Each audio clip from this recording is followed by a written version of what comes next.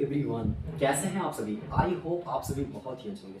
आज के इस लेक्चर्स में हम बेसिकली एक्सप्लेन करने वाले हैं पारामेडिकल कोर्सेज के बारे में, यानी कि पारामेडिकल कोर्सेज क्या होता है, इसे करने के लिए योग्यता क्या होना चाहिए और कौन से कोर्स पारामेडिकल कोर्सेज में कौन कौन से कोर्स बेस्ड होता है।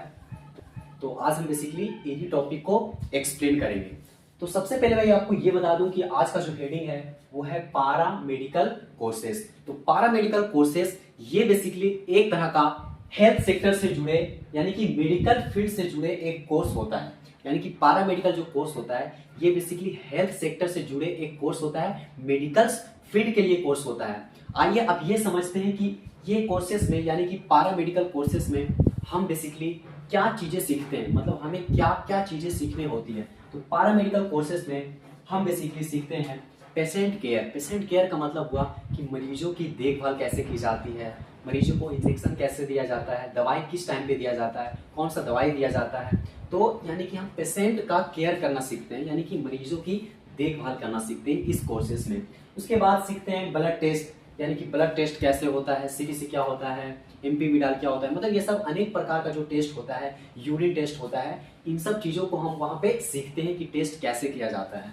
उसके बाद हम सीखते हैं एक्सरे, जैसे कि किसी का क्रैक कर गया, बॉन्स क्रैक कर गया, तो ये सब चीज़ों को एक्सरे कैसे किया जाता है, कितने हड्डी होते हैं, तो इन सब चीज़ों को हम बेसिकली पारामेडिकल कोर्सेज में सीखते हैं। उसके बाद इमरजेंसीज केसेस, जैसे कि एक्सीडेंट हो गया, इमरजेंसीज केसेस हो गया, तो इन सब चीज़ों में वहाँ हम इन सब चीज़ों को सीखते हैं और अपना हेल्थ सेक्टर में हम इन सब चीज़ों को सीखते हैं और डॉक्टर्स की हेल्प करते हैं। इमरजेंसीज केसेस में डॉक्टर्स जो होते हैं उन्हें हम हेल्प करते हैं, सपोर्ट करते हैं उन सब चीज़ों में, यानी उनकी मदद करते हैं पेशेंट केयर करने में। तो आई होप आपको ये चीज़ें समझ में आ गई होगी कि पारामेडिकल कोर्सेज में हम क्या क्या सीखते हैं। उसके बाद ये जानते हैं कि पारामेडिकल कोर्सेज में कौन कौन से ऐसे कोर्स होते हैं जो कि पॉपुलर्स होते हैं, जो ज़्यादातर लोग करते हैं, जिसकी डिमांड मार्केट में है, जो वैल्यूएबल होता है। तो आइए इसे समझते हैं। तो पॉपुलर कोर्सेज, पारामेडिकल कोर्सेज में जो पॉपुलर कोर्सेज होते हैं वो बेसिकली होते हैं लैब टेक्नीशियन। लैब टेक्नीशियन का मतलब वही हुआ ब्लड टेस्ट, यूरिन टेस्ट, ये सब चीज़ें लैब टेक्नीशियंस में होता है, जिसे हम DMLT कोर्सेज के नाम से भी जानते हैं। अगर आप DMLT कोर्सेज करते हैं तो आप लैब टेक्नीशियन बनते हैं, यानी कि ब्लड टेस्ट के लिए आप एलिजिबल हो जाते हैं, यूरिन टेस्ट, ये सब चीज़ों को आप सीखते हैं। अगर आप DMLT कोर्स करते हैं तो यानी उसे ही लैब टेक्नीशियंस बोला जाता है।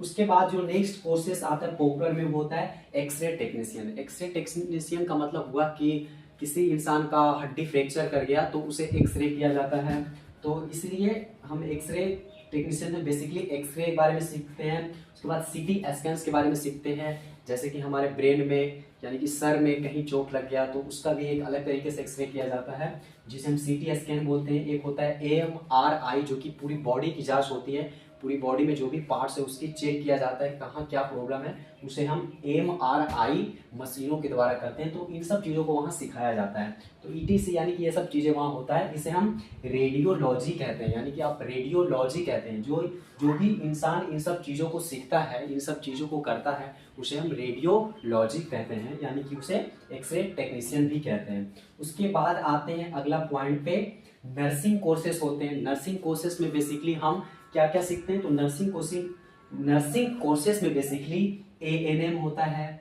GNM होता है, उसके बाद BSc नर्सिंग होता है। तो ये सब जो कोर्सेस है वो नर्सिंग में आता है और ये बेसिकली डॉक्टर्स की हेल्प करते हैं। ये जो कोर्सेस होते हैं इसे कंप्लीट करने के बाद इससे जो सीखने को मिलता है और इसकी जो कार्य होता है, इससे जो करना होता है, इसकी जो ड्यूटी होती है वो डॉक्टर्स की हेल्प करना, यानी कि वहाँ पे जो भी पेशेंट होता है, डॉक्टर्स जो मेन डॉक्टर्स होते हैं वो पेशेंट को चेक करते हैं और उसमें जो असिस्टेंट होता है, जो भी ये लोग जो भी कोर्स करते हैं ANM, GNM, BSc नर्सिंग, ये सब जो भी कोर्स करते हैं वो डॉक्टर्स की हेल्प करते हैं, यानी कि डॉक्टर्स को हेल्प करते हैं पेशेंट को इलाज करने में, उनकी दवा को देने में, ऑपरेशन थिएटर में, इन सब चीज़ों में वो जो है असिस्टेंट का काम करते हैं, यानी जो मेन डॉक्टर होता है उसका असिस्टेंट का काम करते हैं, यानी कि चीज़ों को मैनेज करना, क्या करना है, कैसे करना है, ये सब चीज़ों में हेल्प करते हैं मरीजों की देखभाल करने में। तो आई होप ये चीज़ें समझ में आ गए होंगी। उसके बाद जो नेक्स्ट पॉइंट आते हैं इसमें और भी कोर्स होते हैं जैसे कि फार्मेसी होते हैं। फार्मेसी में बेसिकली होता है फार्मासिस्ट भी उसे बोला जाता है। ये बेसिकली मेडिसिन से रिलेटेड कोर्सेस होता है, जैसे कि डी फार्मा, बी फार्मा। तो ये मेडिकल यानी मेडिसिन से जुड़े ये कोर्स होते हैं, जिसमें जो कि मेडिकल्स में दवाई दिया जाता है, कौन सा दवाई क्या कैसे बनता है, इन सब चीज़ों में, और कितने का आता है, तो इन सब चीज़ों को वहाँ पे बताया जाता है। अगर आप फार्मासिस्ट करते हैं तो इससे रिलेटेड ये कोर्स होता है basically D Pharma, B Pharma.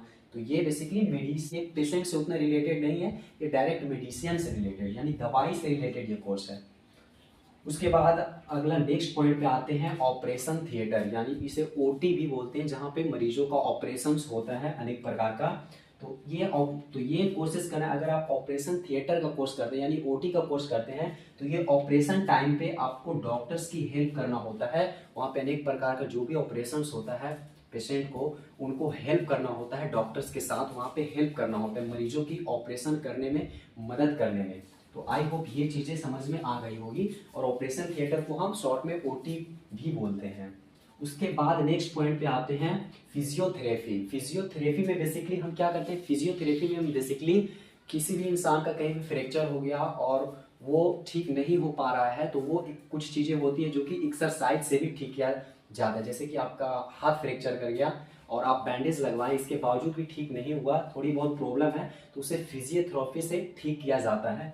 तो फिजियोथेरेपी में हम बेसिकली हम चीज़ों को एक्सरसाइज के द्वारा हेल्प करते हैं, यानी कि जैसे कि चोट लग जाना, लकवा कर देना, लकवा मार देना, चोट लग जाना, कहीं पे क्रैक हो जाना, और उसे बैंडेज के बावजूद भी चीज़ें ठीक नहीं हो रही है, तो वो फिजियोथेरेपी के द्वारा ठीक किया जाता है। तो इस कोर्स को हम फिजियोथेरेपी बोलते हैं, इसे हम बीपीटी के नाम से भी जाना जाता है।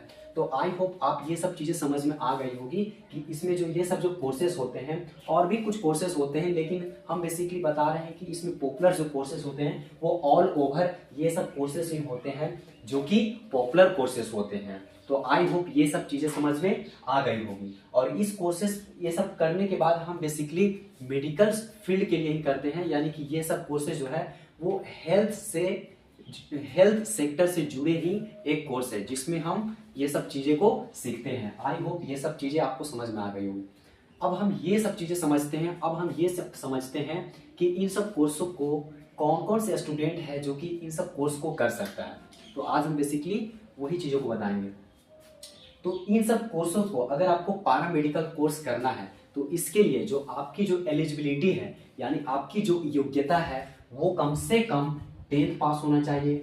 अगर आप 12th भी पास है तो भी कर सकते हैं, लेकिन आपका 12th साइंस स्ट्रीम से होना चाहिए। तो ये कोर्स करने के लिए आपकी जो योग्यता है वो या तो 10th पास होना चाहिए या तो 12th पास होना चाहिए, और साथ ही साथ अगर आप साइंस स्ट्रीम से है तो आपके लिए और भी बेस्ट है। तो इसकी जो योग्यता है वो कम से कम 10th पास होना चाहिए, और 12th भी अगर आप पास हैं तो भी ये सब कोर्स कर सकते हैं, क्योंकि इसमें कुछ कोर्स ऐसे होते हैं, इन सब कोर्सों में कुछ कोर्स ऐसे होते हैं जो कि 10th के बाद ही किया जाता है। 10th के बाद आप कर सकते हैं, लेकिन कुछ कोर्स ऐसा होता है जिसे आप 12th के बाद ही कर सकते हैं। तो इसकी जो योग्यता है वो बेसिकली या तो 10th कंप्लीट होना चाहिए या तो 12th कंप्लीट होना चाहिए, खासकर साइंस स्ट्रीम से। आई होप ये चीज़ें समझ में आ गई। उसके बाद ये जो कोर्सेस होते हैं वो दो तरह का होता है, एक होता है डिप्लोमा कोर्सेस और एक होता है डिग्री कोर्सेज। तो इसमें जो कोर्स होता है वो दो तरीके का आता है, एक होता है डिप्लोमा कोर्सेज जो कि कम टाइम के लिए होता है, यानी उसे आप कम समय में भी कर सकते हैं। लेकिन कुछ कोर्स ऐसे होते हैं जिसे हम डिग्री कोर्स करते हैं, जिसमें टाइम अधिक लगता है। जैसे कि अगर आप डिप्लोमा कोर्स करते हैं तो उसमें मिनिमम 1 से 2 साल ये सब टाइम लगता है, 1 से 2 साल में भी आप कर सकते हैं, यानी अगर आप डिप्लोमा कोर्सेज करते हैं तो। लेकिन अगर आप डिग्री कोर्स करते हैं तो मिनिमम आपको 3 से 4 साल लग ही जाता है। तो आई होप ये चीज़ आपको समझ में आ गई होगी कि अगर आप डिप्लोमा कोर्स करते हैं तो उसमें टाइम कम लगता है, और अगर आप डिग्री कोर्सेज करते हैं तो उसमें टाइम अधिक लगता है। और इसके लिए जो एलिजिबिलिटी होनी चाहिए वो या तो 10th पास होना चाहिए, या अगर आप 12th भी पास हैं साइंस स्ट्रीम से तो आपके लिए और भी बेहतर है और आप इसे कर सकते हैं। और ये सब जो कोर्सेज हैं वो बेसिकली हेल्थ सेक्टर से जुड़ी एक कोर्स है, जिसमें हम हेल्थ सेक्टर में अपना योगदान प्रदान करते हैं, हम मरीजों की हेल्प करते हैं डॉक्टर्स के साथ। तो आई होप आपको ये सब चीज़ें समझ में आ गई होगी। अगर इसके बावजूद भी अगर आपको कुछ चीज़ें समझ में ना आई हो तो आप कमेंट कर सकते हैं, मैं नेक्स्ट वीडियो में उसे एक्सप्लेन करने की पूरी कोशिश करूँगा। मिलते हैं नेक्स्ट वीडियो में, ऑल द बेस्ट।